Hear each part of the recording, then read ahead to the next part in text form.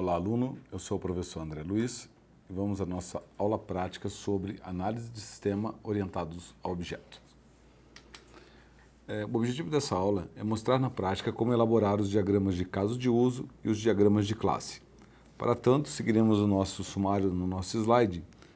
Em caso de uso, vamos ver a identificação de atores, nos casos de uso, a elaboração do diagrama e a especificação de um caso de uso.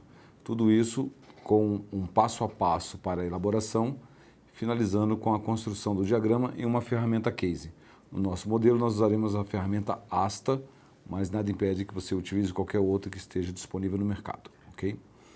Depois veremos diagramas de classe, com a identificação de classes, a elaboração dos diagramas e os relacionamentos especiais que ele possui.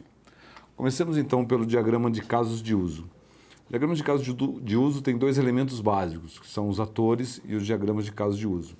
O objetivo aqui é apenas uma revisão para entrarmos na parte de elaboração, ok? Os atores, então, eles podem assumir três papéis principais no sistema.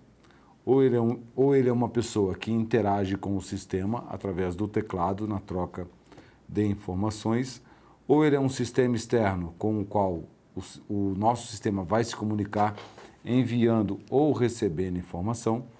Por exemplo, vou ter um sistema que vai fazer interface com o sistema de pagamento de cartão de crédito. Então, esse sistema de pagamento de cartão de crédito é um sistema externo, com o qual o meu sistema vai lá, valida se o cartão de crédito está ok e retorna a autorização. Então, isso é um tipo de ator chamado sistema externo. Outro tipo de ator também é o chamado hardware específico, quando você tem algum equipamento que usa um software para a comunicação. Por exemplo, uma catraca de acesso aos edifícios, aos prédios, onde você tem um software que, mediante passar o crachá, ele libera ou não a passagem pela catraca. Esse também seria um sistema externo, catraca, representando o hardware específico como um nosso ator. O ator que interage com o sistema é aquele que opera, digita no sistema as informações. Como num sistema de locadora, você vai na prateleira, pega o filme, traz para o atendente que faz a locação para você. Então, são os três tipos básicos de atores. Casos de uso representam os objetivos do sistema.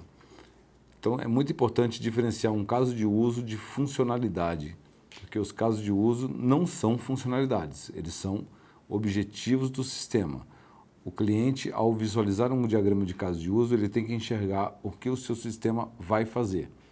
Então, por exemplo, quando eu tenho um cadastro de clientes, eu tenho as funções de incluir, alterar, excluir e consultar. Então, na verdade, são 4 funções e um único objetivo, que é manter o cadastro de cliente. Outro exemplo clássico também é na parte de compra pela internet. Você tem um passo a passo para localizar um produto, buscar um produto, ver os detalhes daquele produto e finalmente colocar no carrinho. Isso são passos para o objetivo escolher o produto e não 3 casos de uso, apenas um caso de uso, escolher produto, contendo os passos. Buscar o produto, detalhar o produto, colocar o produto no carrinho e assim sucessivamente. Então é muito claro que a gente diferencie esses elementos. Os casos de uso ainda podem assumir dois tipos de relacionamentos importantes, que são os relacionamentos do tipo extends e os relacionamentos do tipo include. O que são os diagramas do tipo extends ou extensão? São aqueles onde o caso de uso não é uma extensão daquele caso de uso propriamente dito. Como funciona? Você normalmente vai identificar um caso de uso extends ou include após a especificação de um caso de uso. No momento da elaboração do diagrama, dificilmente você vai detectar que é um include ou um extends. Ao especificar o caso de uso, você pode ter fluxos alternativos que permitem você diferenciar um caso de uso que tem uma especialização diferenciada. Por exemplo, um caso de uso chamado fazer pagamento. Você pode ter os fluxos alternativos de pagar com cartão de crédito e pagar com cartão de débito. Então, esses dois casos de uso, pagar com cartão de crédito e pagar com cartão de débito, são casos de uso do tipo extends.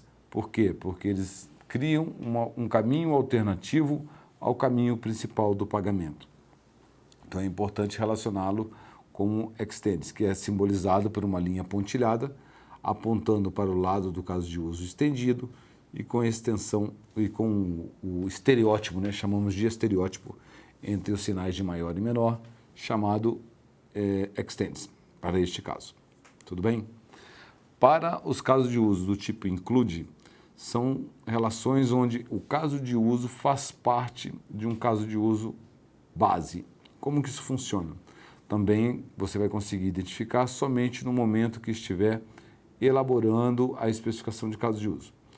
Por quê? Porque você vai ver que tem trechos do caso de uso que você está escrevendo repetidamente em outros casos de uso. Então, primeira regra, para ser um caso de uso do tipo include, pelo menos 2 outros casos de uso precisam chamá-lo. Se for um só, é o próprio caso de uso, não há necessidade desse caso de uso do tipo include. Porém, se mais de um caso de uso você repete a descrição informando o que o caso de uso deve fazer, este é um relacionamento do tipo include. Por exemplo, você tem um cenário onde você vai fazer a consulta de estoque de um produto. Em vários pontos do sistema, você pode consultar o estoque do produto. Esse consultar estoque do produto provavelmente é um caso de uso do tipo include, que será utilizado em vários outros casos de uso, também simbolizado por uma linha pontilhada, só que a seta na direção do caso de uso incluído, usando o estereótipo include. Depois temos a generalização de atores, que são os casos de uso, as relações de um ator. Um ator pode executar as funções de outro ator ou não. O que sinaliza isso? Essa seta com um triângulo maior aponta, como se fosse uma relação de generalização.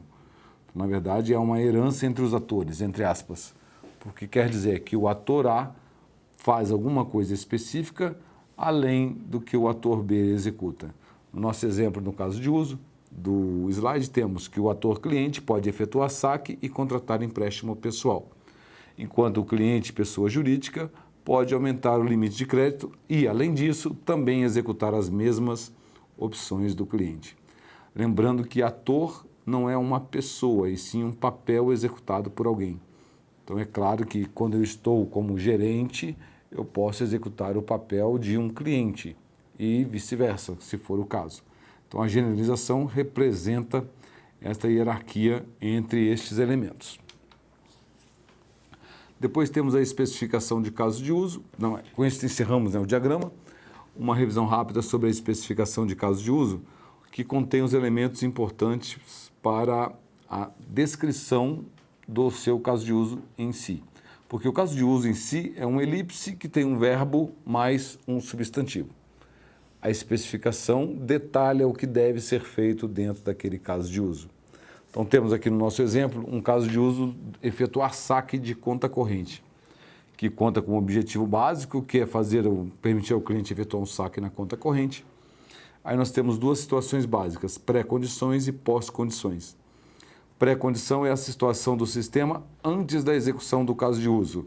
No nosso caso, o terminal de autoatendimento deve estar online em funcionamento para que eu possa efetuar o saque.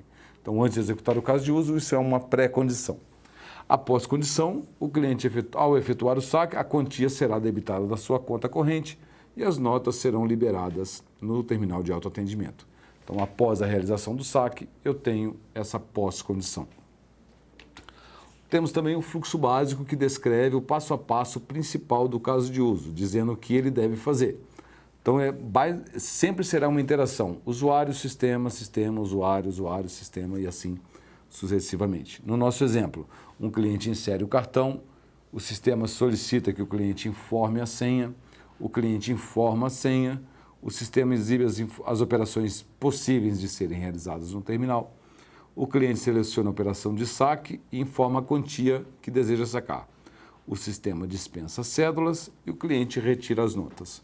Ou seja, o fluxo básico é o caminho de sucesso, onde tudo vai correr bem e nada dará errado no seu processo. Sempre será assim. Fluxo básico é o caminho de sucesso escolhido por você para aquele item.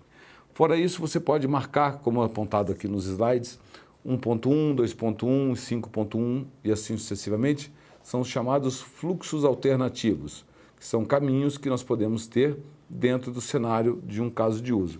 Por exemplo, 1.1, o cliente não insere o cartão, então haverá um problema. Caso o cliente não informe a senha, também ocorrerá um problema. Caso o cliente informe a senha incorreta, também será um fluxo alternativo. E no caso de não ter cédulas suficientes ou múltiplas do valor do saque, também será um problema. E caso o cliente não possua saldo, também será tratado separadamente. Então, cada fluxo alternativo é identificado no passo do fluxo principal, a fim de dizer o que pode acontecer de exceção ou de erro naquele passo, e ser mapeado e descrito separadamente. Ok? Essa é a descrição de um caso de uso e voltaremos a seguir com a elaboração de um diagrama de casos de uso.